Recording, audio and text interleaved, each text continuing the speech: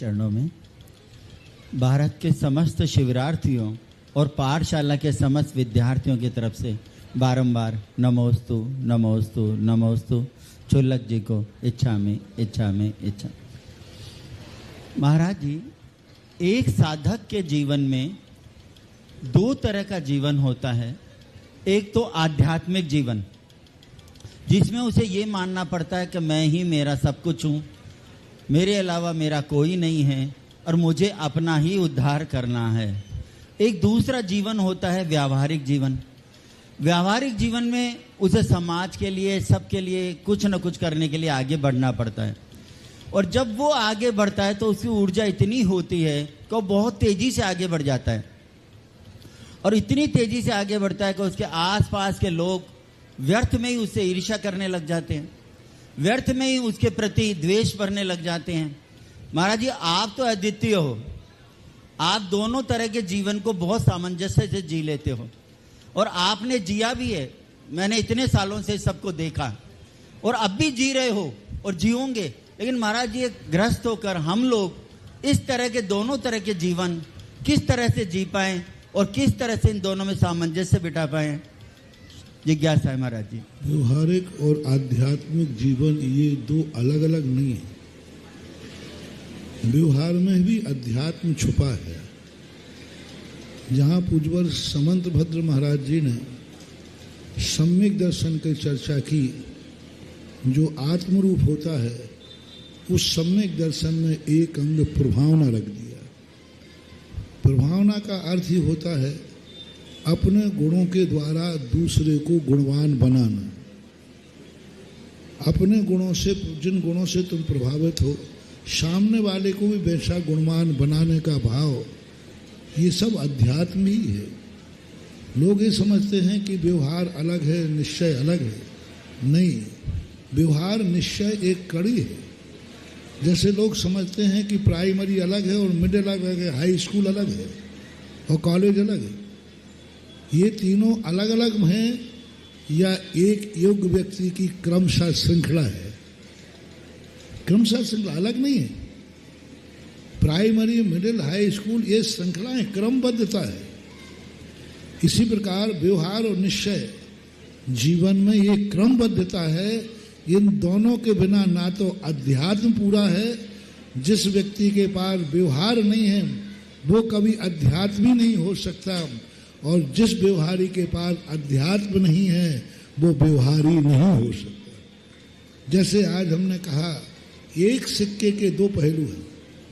यदि उस सिक्के पर राष्ट्र का चिन्ह नहीं है तो राष्ट्र का चिन्ह निश्चय है, अध्यात्म है, और दूसरी तरफ मुद्रा लिखा है।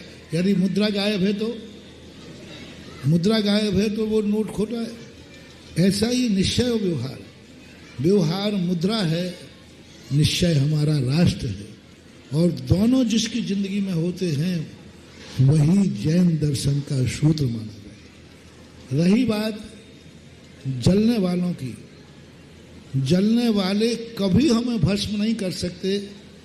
वो जलाने के लिए आग लगाएंगे, अपनी साधना होना चाहिए, हम उसी से दिवाली मनाएंगे।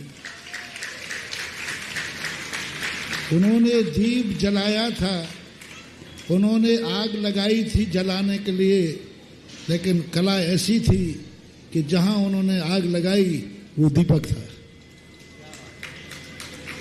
उन्होंने आग लगाई, वो दीपक था, और वो दीपक दिवाली बन गया।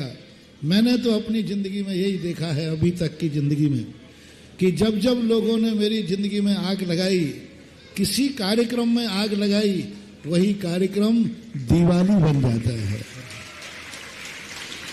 50 साल का अनुभव बता रहा हूं। 50 साल में आज तक आते हैं, क्योंकि दुनिया में आग लगाने वाले तो जरूर होंगे, लेकिन अपनी साधना, अपनी तपस्या, अपनी ऐसी ताकत होना चाहिए। साधुता किसका नाम है?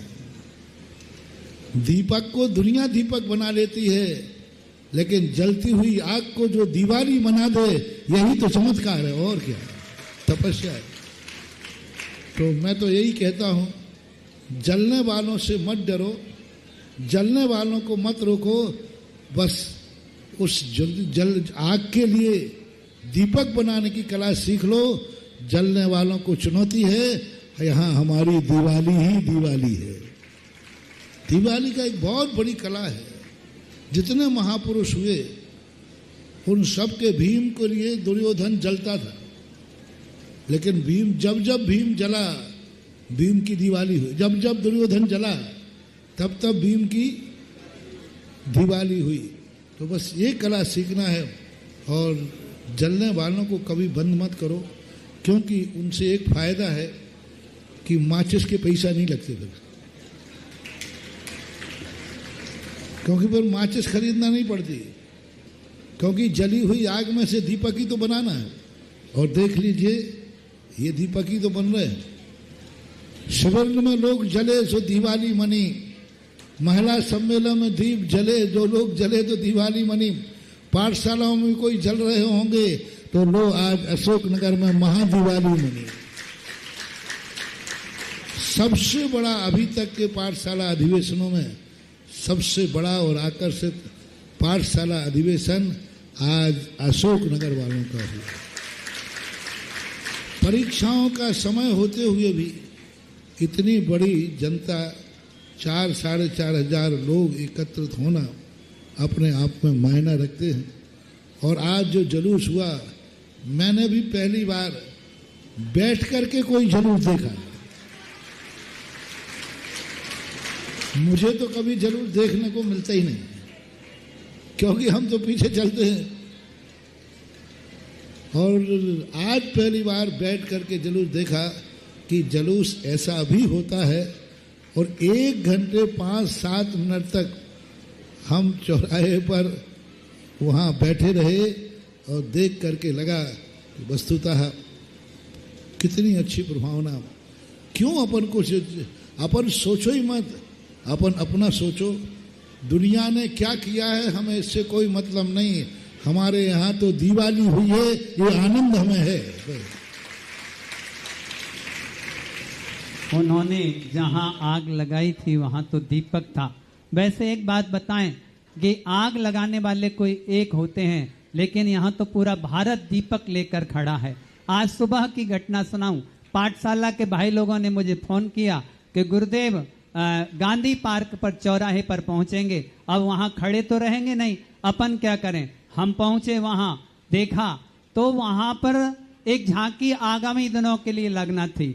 जैसे ही हम वहां पहुंचे और हमने कहा तो वो झांकी वाले आगे बढ़ के बोलते हैं भैया यहाँ बिठालना, गुरुजी को यहाँ खड़े करना।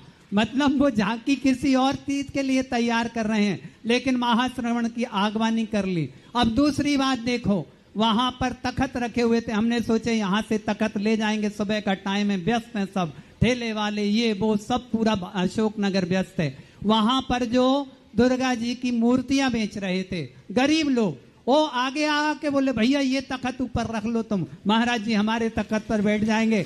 और वो हमारे तखत पर बैठ जाएंगे तो हमारी तो दिवाली ही दिवाली हो गई। अब कहाँ कौन जलने वाला बचा, एक आध कोई है। तो यहाँ तो दीपक ही दीपक लेके बैठे हैं। तुम जलाओ आग, हम तुम्हारी आग को दीपक बना देंगे और गुरुदेव सुधासागर जी महाराज की आरती उतारेंगे। आनंद भरिए आदिनाथ जिनालय गुना की